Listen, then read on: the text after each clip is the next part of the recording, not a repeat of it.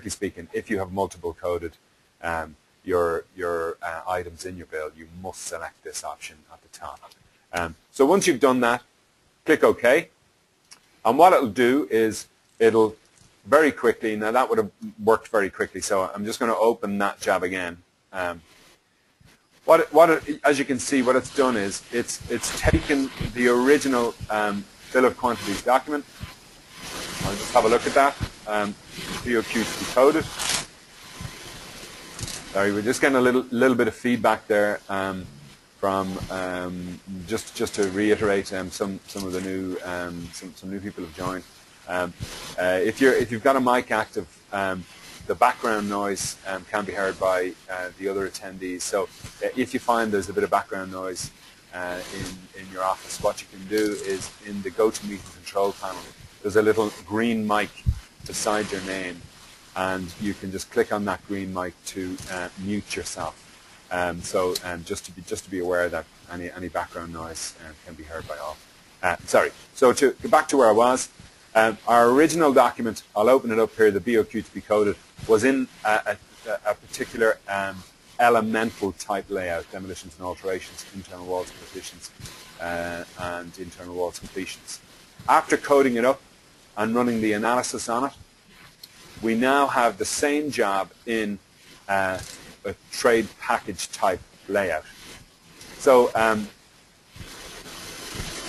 what I'll do is I'll just drill down behind the builder's work, and what you can see is it has grouped together all of those items that were given the code build.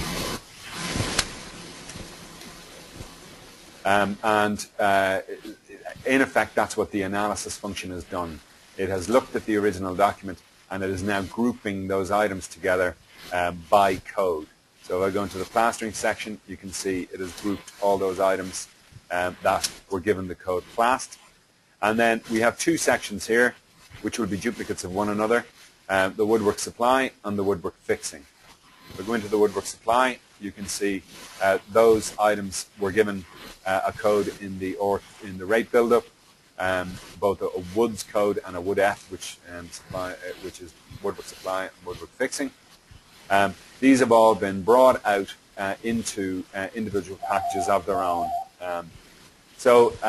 Again, this fourth package, woodwork fixing, will be, as such, the same items that were sent to the woodwork supply package. And finally, the last items we coded are the painting. And I'll go in there, and you can see it has extrapolated out of the original build just those items that were given the code paint. Now, in terms of the resourcing codes, now we can in this instance, we're creating subcontract packages for subcontractors to supply prices for. These resourcing codes can be used for other uses also. If you can think of why you would maybe want to resource of a bill of quantities to extrapolate it out in a different format, you can simply code up the bill, run the analysis on it, and it will resort that particular bill into the format that you require. Just see a question coming in there.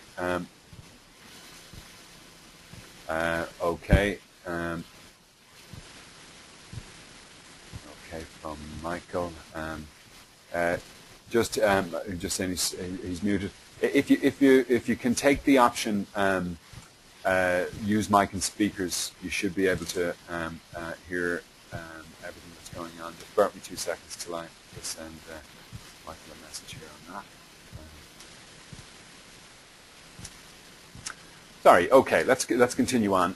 So after you run an analysis, you may, in some instances, get 2 additional trades appended to the bottom. Now, I don't in this instance, but you may get an uncoded section and an incorrectly coded section. So what do they mean? Well, the uncoded section is fairly straightforward, as in the original document, you may have not coded items inadvertently. If that happens, you may need to make note of those items, go back to the original bill of quantities and code those items up and redo the analysis. The final trade that might be added is incorrectly coded, and that would be in an instance where instead of using the code, for instance, paint, you typed in pain, P-A-I-N. The system wouldn't recognize that code, so it marks it as incorrectly coded. Should that happen, all you need to do is come back to the job manager screen, delete the analyzed job, go back into your original, code up the items that were uncoded, correct the items that were incorrectly coded, and then come back and do the analysis again. You may need to do that a number of times until you get the resourced job in the exact format that you were looking for. So in this instance, what we're going to do is, and as I say, just to point out that there are multiple uses for these resource codes. We're looking at this morning just resourcing a bill of quantities into trade packages for pricing with subcontractors. However, these resourcing codes or rate codes can be used in a number of ways to resource up individual component parts of rates, for instance, concrete, timber, labor of many different types. So when rates are being built up, these OR codes can be applied to these rates to allow the increase or decrease of rates at the last minute when a tender has been submitted. If somebody if a rate for 20 and 30 concrete has changed compared to what was priced, you can reflect those changes fairly immediately throughout the whole job. Now, the resourcing codes can be used for that also. We'll be looking at that in more detail in the Tender Analysis 2 webinar, which is, as I say, on the 29th of June. But for this morning's webinar, we're really just looking at resourcing a bill into subcontract packages for pricing by subbies. But just to point out that they are used for other uses as well. So once I just come back to the Job Manager screen, and what I'll do is I have a number of jobs prepared earlier so that I don't have to enter in multiple quotes from multiple suppliers. So I've prepared a number of jobs earlier here just to make things a bit slicker when it comes to the webinar. So I have my trade package job. As you can see, it's in the same format as the job we analyzed below. And what I'll do with this job is I'm going to highlight it, and what I'll do is sorry, I have a question in from John Swilly. Is it necessary to code the whole bill, or can you partially code a bill? E.g., if you want to code painting only, is it necessary to code the whole bill to avoid getting uncoded items? Well, what you can do in that instance, John, is if you want to just extrapolate out of a bill the painting section, and you're not really that interested in the other sections, if in the original bill you code up the items you want to go to the painting section, you can run the analysis. Of course, what you'll get is you'll get one trade called painting, and the remaining items in the original bill will be, everything will be grouped in an uncoded section.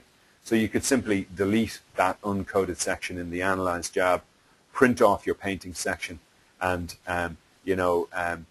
work with it, maybe send it out to a particular subbie if needs be. So if you want to just take out a individual trade package, yes, you can just code that up in the original bill, run the analysis, and then just use that particular section. You don't necessarily have to code absolutely everything all in one go. Just to point out, I'm not hearing too much back on the speakers here. So if you do have any questions, you have a little chat box down the bottom right-hand corner of your GoToMeeting control panel, and if you type in your question there and hit the send button, a little balloon will pop up on my side, and I can read them and answer them. So in answer to John's question there, no, you don't have to. If you're looking to just extrapolate out a painting section only, as example, you can code up the original bill using just that code, run the analysis, and then print off that individual section for maybe sending out to a subbie. So Moving on, what we'll then do is after our job has been resourced and we've sorted, we can then activate the subcontract comparison module, which is on the button bar at the top here, called SCP. And I'm just going to highlight my trade package job, click on the SCP button, and it will activate the job and it will bring it into the subbies summary, we call it. Now, there are a number of things, initial set of things that need to be done in your subbies, and they can be ongoing as well. The first thing I'm going to look at is setting up suppliers, well, firstly setting up trades and then setting up the suppliers and subbies who will be quoting in those trades. What you have on the button bar at the top is a little blue book with a blue S in it. What this gives you access to is the supplier stroke subcontractor database. So what I'm going to do is I'm just going to click on that view supplier icon, and the first screen you'll see is supplier trade list. Now again, what you'll see in here is I've set up builder's work. Behind builder's work, and I'm just highlighting builder's work here and viewing the next level. It then brings me down to the subby detail or supplier detail setup. Now, by default, all you need is a code and a name.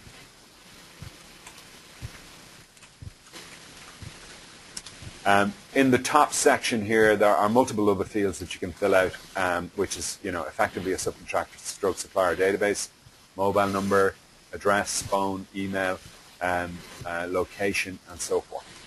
So your initial setup will be to set up your trades and then drill down behind each trade and set up the suppliers that will be supplying you in those trades. So as you can see, I've set up builder's work and established a few suppliers below that, stroke subbies. In plastering, I've done the same. I've gone down and I've set up a number of different plasterers. Doors and windows, I've gone in and the same. I've set up codes and names. What I'm going to do is I'm just going to show you here how we can set up a new trade. So I'm just going to line 5 and then I'm typing in painting. I'll then use the View Next Level button to drill down behind painting. I'll put in a supplier code. Sorry.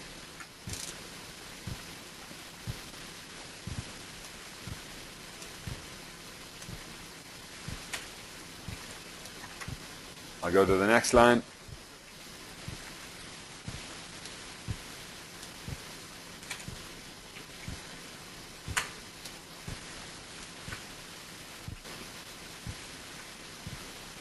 So all you need to establish a supplier or a subby is a code and a name. Of course, at any point in time, you can come back and fill in the remaining detail if needs be, mobile numbers, addresses, and so forth.